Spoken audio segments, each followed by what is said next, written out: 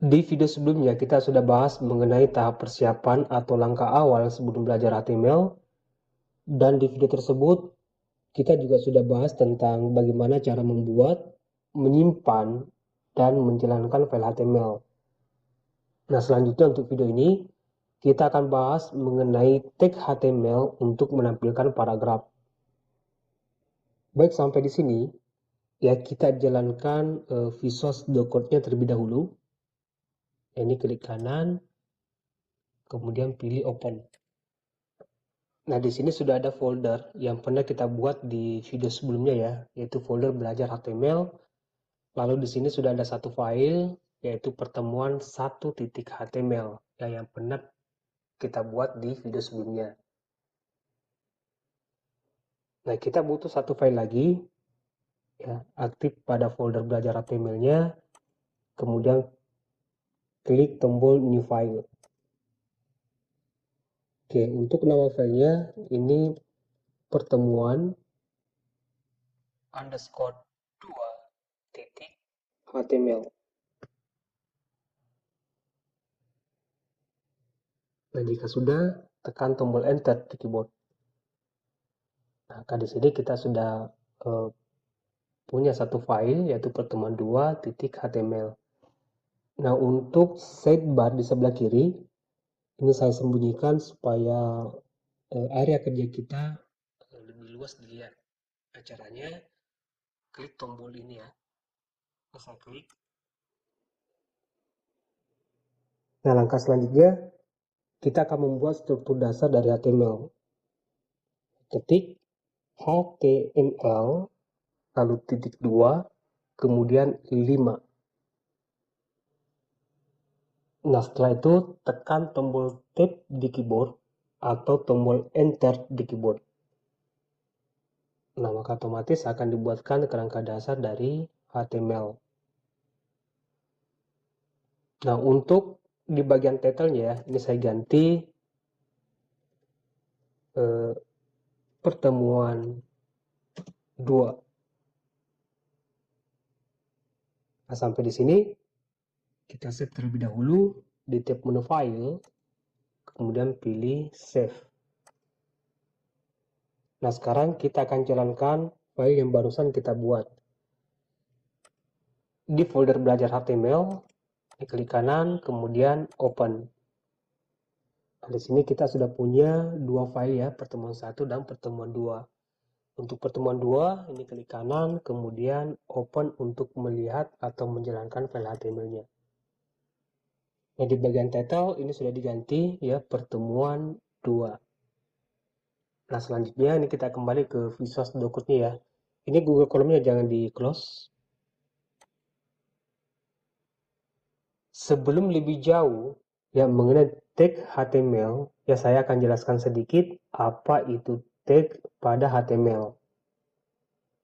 Jadi tag di HTML itu ditandai dengan buka kurung siku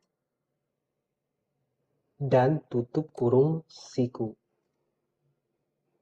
Dan sebagian besar ya tag HTML itu memiliki pasangan.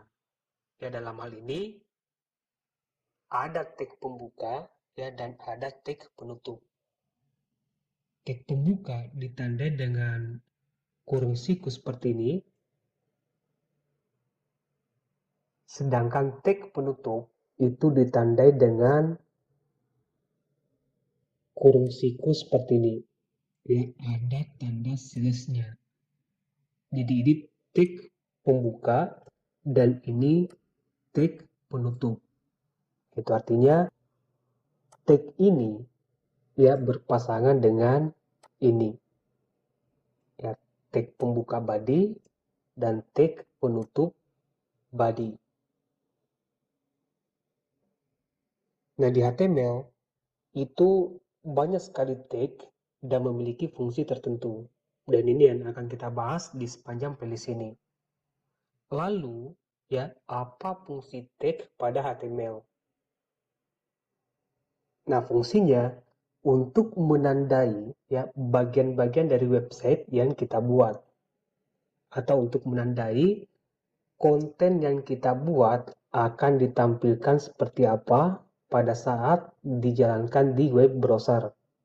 Apakah sebagai paragraf, link, ya gambar, tabel, dan lain-lain. Nah, misalnya di sini ada tag body, ya tag pembuka body dan tag penutup body. Semua konten yang akan kita tampilkan di web browser ya disimpan di dalam tag body. Ya, di antara tag pembuka body dan tag penutup body. Kita simpannya nanti di sini. Nah, itu artinya fungsi dari tag body yang digunakan untuk menampung semua elemen ya atau informasi dari website yang akan dilihat oleh user pada saat dijalankan di web browser. Jadi pada HTML, segala sesuatu yang akan kita tampilkan di web browser itu harus di tag ya atau disimpan di dalam tag. Nah, tentu berdasarkan fungsi dari tag-tag tersebut. Nah, misalnya di HTML itu ada sebuah tag untuk menampilkan sebuah paragraf. Ya, namanya tag P. Ya, caranya ketik P seperti ini. Kemudian tekan tombol Tab di keyboard. Ya, maka kita akan dibuatkan seperti ya tag pembuka P dan tag penutup P. Ya, fungsinya untuk mencetak paragraf atau untuk menampilkan paragraf di web browser. Kalau saya menulis sesuatu di sini, misalkan ini adalah paragraf. Lalu kita save di tab menu file, kemudian save. Kalau kita kembali di browsernya, ya, di refresh atau tekan tombol F5 di keyboard atau klik tombol reload. Nah, maka akan ada teks seperti ini ya. Ini adalah paragraf. Atau jika kita hanya ingin menampilkan sesuatu sebagai paragraf, di Visual Studio Code itu ada plugin untuk mengenerate atau menghasilkan sebuah plain text. Ini saya hapus. Saya kembali P, lalu tab. Ini pluginnya, ini bisa kita ketik lorem. Lalu tekan tombol tab di keyboard. Nah, maka kita akan dibuatkan plain text seperti ini. Nah, jika memanjang ke samping seperti ini bisa kita lakukan di sini ya, di tab menu view, kemudian pilih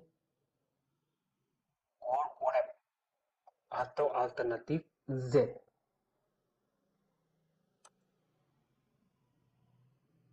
Nah, untuk melihat hasil dari perubahan ini jangan lupa disimpan di tab menu file, kemudian save. Nah, sekarang kita lihat hasilnya di browser.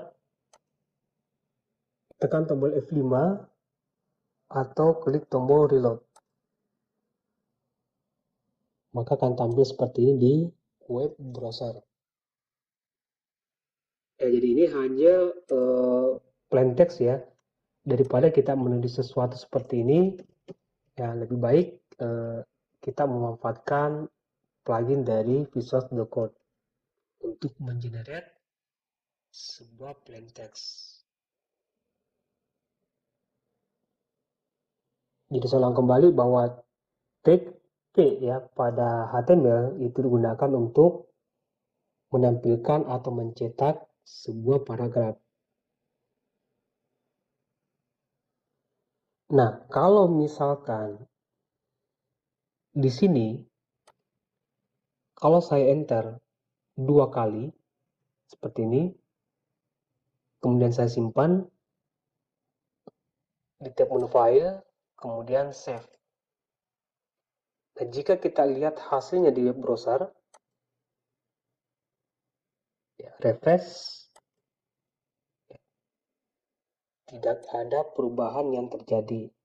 Ya, sesuai yang kita lakukan di Visual Studio Code-nya, di mana di sini terjadi 2 kali enter.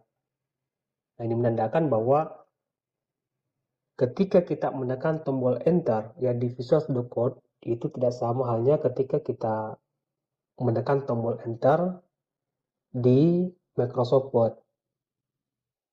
Ya, ketika kita bekerja menggunakan paragraf di Microsoft Word, dengan menekan tombol enter, itu berarti kita mengakhiri satu paragraf. Nah, tentu ini berbeda di HTML. Dengan menekan tombol enter seperti ini, ya maka HTML tidak mengenali perintah tersebut.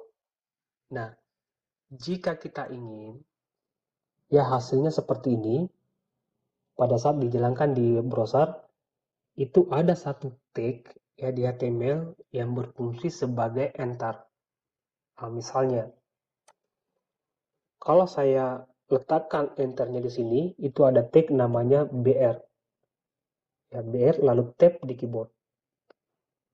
Maka ketiga baris ini ya akan dicetak di bawahnya, ya di bawah dari baris ini, satu baris ini.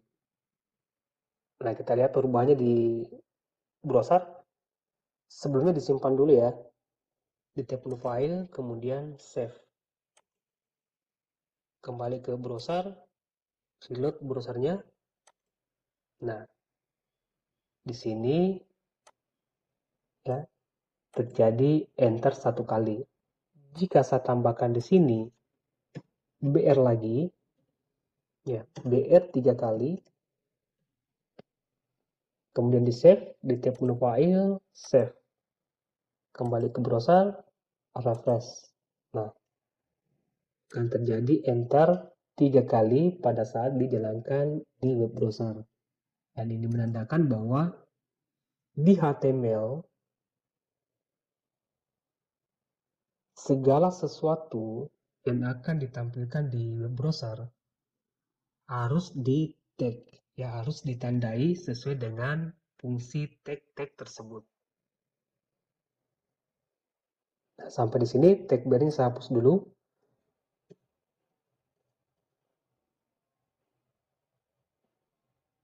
Kalau misalkan ya satu paragraf ini kita akan bagi menjadi 2 paragraf,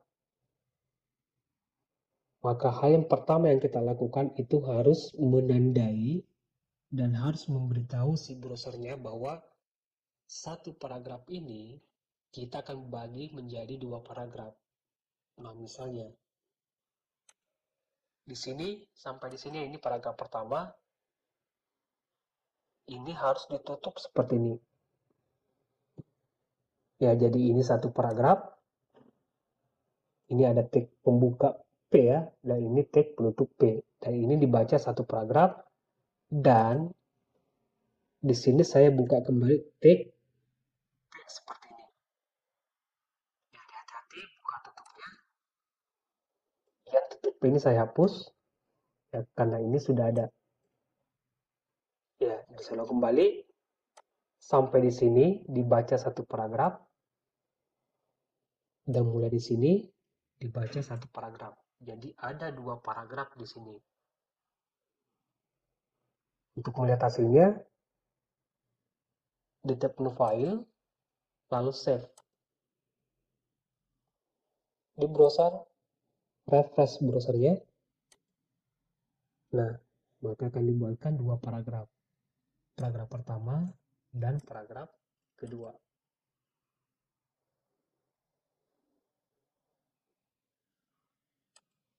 Ya, jadi begitu mengenai tag P ya pada HTML yang digunakan untuk membuat atau mencetak sebuah paragraf di web browser.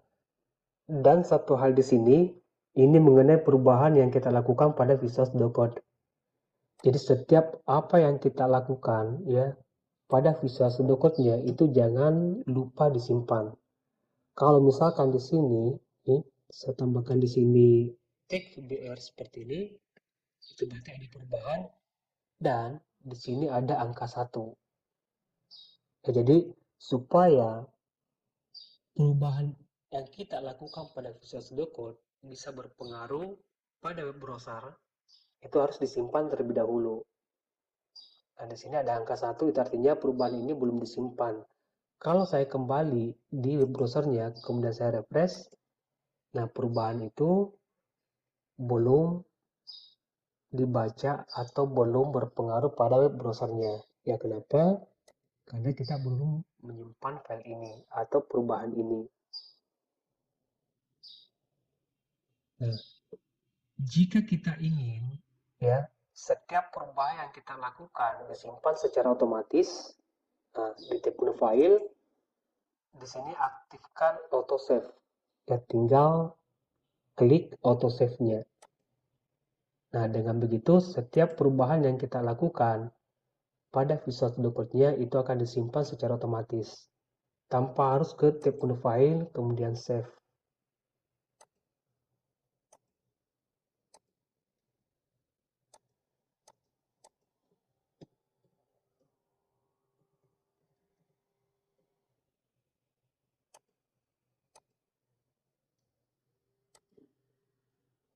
Baik, saya rasa cukup untuk video kali ini, semoga bermanfaat dan sampai jumpa di video berikutnya.